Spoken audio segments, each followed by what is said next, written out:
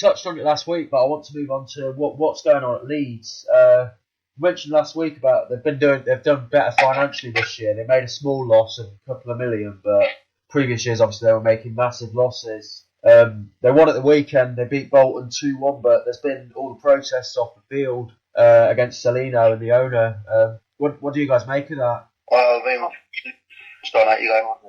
Sorry, bro. Yeah, it's a nightmare scenario, and I think as long as that Salino's in charge, then it's just going to be problem after problem. I mean, Steve Evans has come in. I think he's gone through it. You want to see a bit of passion in the team, and he'll do that for a while, Evans. But after a while, like tactics will come into it, and you see against Brighton last week, there was an absolute. Oh God, yeah. Brighton tore them apart. It could have been about 8, but they bounced back. They got the win. Otherwise, I think he may have been under pressure, Evans. But they got the win, and but they're not out of trouble either. I don't think. I think off the pitch, he's just got to go to play. Just really good at go by an Italian club and go sack managers every 6 games there. Yeah, it's not fair on Leeds. Fantastic club, fantastic supporters, but I mean, last week against Brighton, Brighton, but I didn't even think Brighton were that great, which was the really worrying thing for Leeds. I mean, it was just atrocious. Leeds, they're the worst side of it I think I've seen. In the Amex era for Brighton, that's how bad they were. I mean, Brighton weren't even great, and yet they scored 4 goals, and it was just shocking for Leeds' point of view. And I think the players are absolutely ashamed of the football club. I know, obviously, they don't really get the banks of the stuff that's going off the field, but yeah, it was shambles. And I actually thought on the way home that I would be surprised if I refreshed Twitter and I saw Steve Evans sacked. There was a thing that Stellini banned him from talking to the media after the game.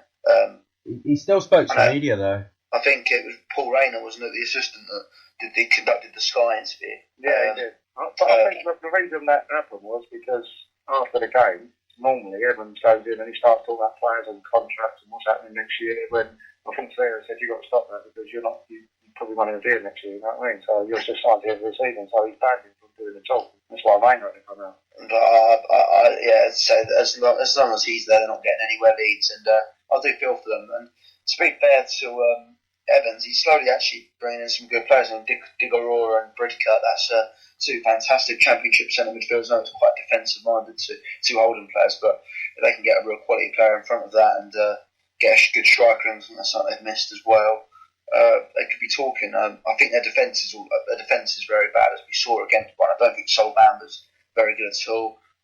They've got a young lad Cooper who's not great.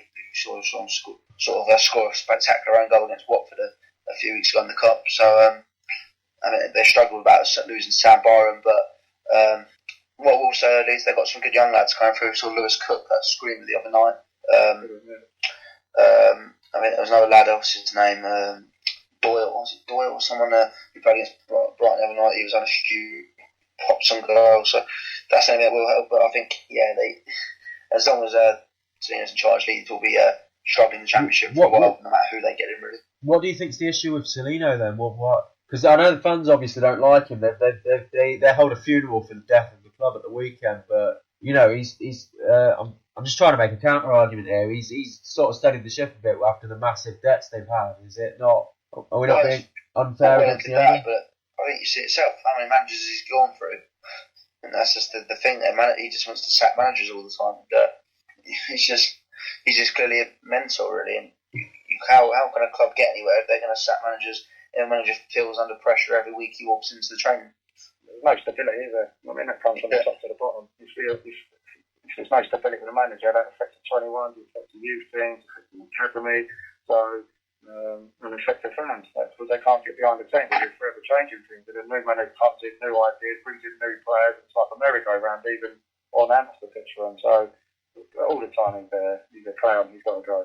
Well, they're 16th in the league at the moment. It looks like, well, they shouldn't get relegated. Well, I say you shouldn't get relegated, but as you were saying before, anything can happen. Yeah, if you're going to run off another, would they win 1 in 6 or 7? If they do that again, and teams are below us picking up points, all of a sudden they're going to get dragged into it. They're back in it. It was 2 in 12, I think he's won now. It was 1 in 11, and then he beat Bolton the weekend, so now it's 2 out of 12 wins. So it's interesting to take the next one again, see who they got. Don't have that to hand, unfortunately.